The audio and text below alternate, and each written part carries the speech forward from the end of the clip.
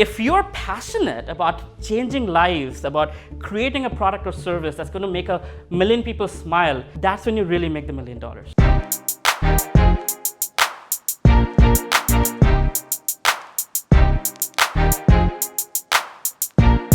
I started at 19. By the time I was 22 years old, I had $1 million company. I attracted the former chief technology officer of Motorola, a marketing professional from L'Oreal. These are people who were getting paid in 6-7 figures. They quit that to join 2 teenagers. Why would they do that?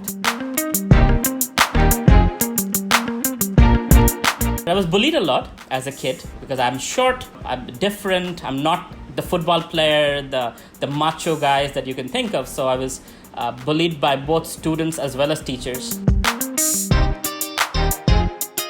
It is an emotional journey, and your mind can be your best friend or worst enemy. The mind tries to persuade you to walk away from your dream. It tries really hard, and it takes a lot of strength and passion and determination and abuses to tell the mind, shut the hell up. This one guy, he was quite intelligent, and he was asking everybody for their phone numbers. And he looked at me and he said, you'll never do anything in life. What will I do with your number?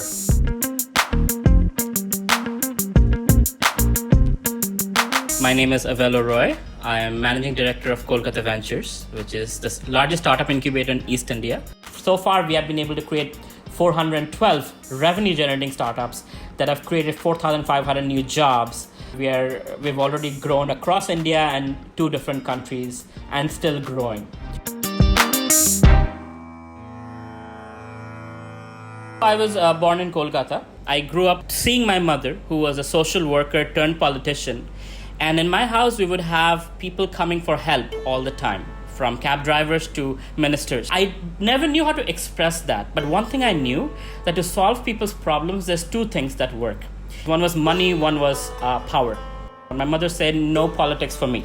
I am not the kind of person she would like to go to politics because I'm apparently too naive. So for me, the other option was entrepreneurship. Coming from a lineage of Sarojini Naidu, who was the first woman governor in India, as well as she was one of the people who drafted the Constitution of India. If you see Gandhi, you will always see her next to him.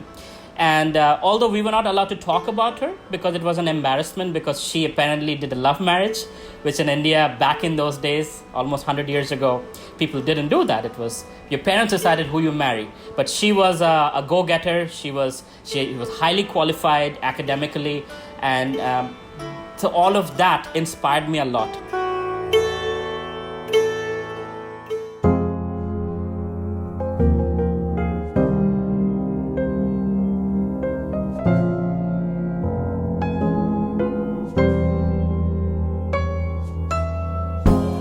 Now, when I was starting my startup, I didn't have money as I got rejected by 300 venture capitalists. I still remember that last investor meeting.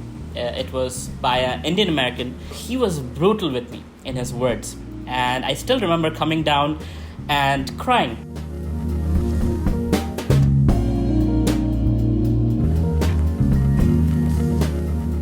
When I was first year in college, that's when my parents got separated. My father paid for my college, but thereafter, I had to figure out my own finances and build my startup on my own. I had contemplated ending my life.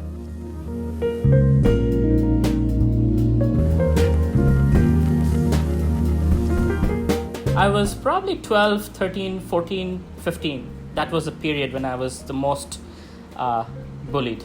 And that's when my spiritual journey also started. That's the only thing that gave me strength and helped me survive through all of that. Because I want to achieve what I want to achieve. I want to die with a smile on my face. I don't want regrets on my deathbed. That's what you tell your mind, and you keep going and you keep going and you take the rejections and you keep going.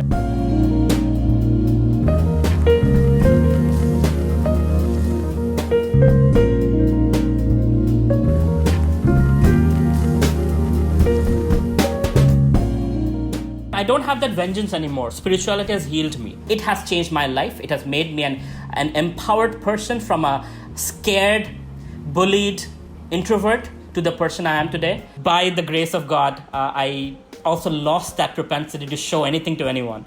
I'm happy the way I am. and I don't have to prove anything to anyone. But at that time, what propelled me was I have to show those guys, look what you did and look what I've become. And that pushed me to be extraordinary, do my startup, be a public person, break out of my introvertedness, be out of my comfort zone, because I had to prove myself.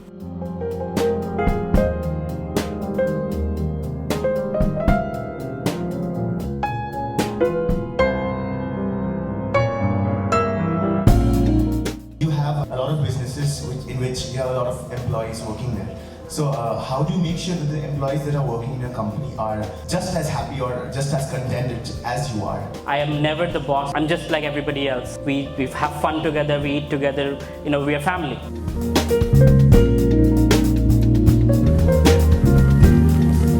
I don't like to hurt any plants or humans. I'm a non-violent person. I'm a vegetarian. I do my meditations. I also don't drink or smoke or take any intoxication.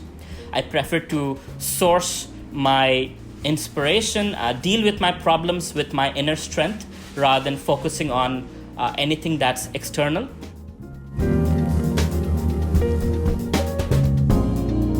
As you can understand, I didn't even have money to pay for my college tuition, what to speak about starting my business. My developers, my engineers, these were people who were the age of my father. There's no way I could hire those guys. I couldn't afford any of them. But they did the work for me because I was nice to them. I showed them a vision. I told them, look, if I get something, you also get it. We all grow together. And so what I learned was when you don't have money, you have the currency of relationship, and that can do exactly what money can do. So it's not just the paper bills that allows you to do things. It's also a sweet smile, a vision, empathy. It's flexibility and freedom that you give to these people.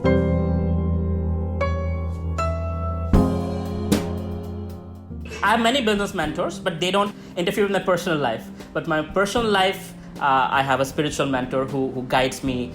As a young early 20s, when you have 6-7 figures in your bank account, it can make you a little arrogant. It can make you feel that, this is all my hard work. It's, I have done this, and look at me, I'm better than others. So what I have always followed as a principle is to allow my mentor to correct me. And I think that has kept me humble, that has kept me grounded throughout my life. All of us, as human beings, are seeking attention.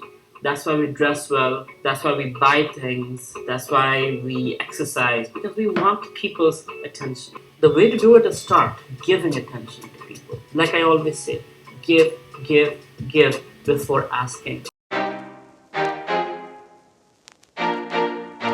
To make unhappy faces into happy faces using my products and services or consultancy. And that's what entrepreneurship is to me.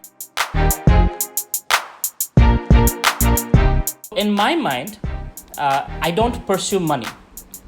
I pursue God. That means serving God is serving His children, humanity, animals, environment, right? So when I solve problems, money comes naturally as a byproduct. I see it as a resource, as a tool that allows me to do the things I want to do in life. Whether it's philanthropy, whether it's educating the youth, whether it is building more products and services to help people.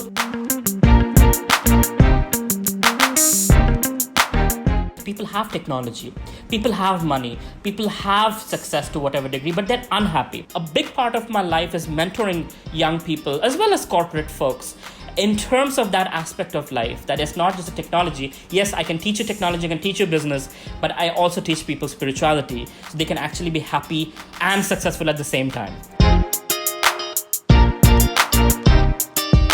It's the most unsuccessful people that run after money. The successful people are the people who run after their passion, run after value creation, run after something that's a deeper calling for them.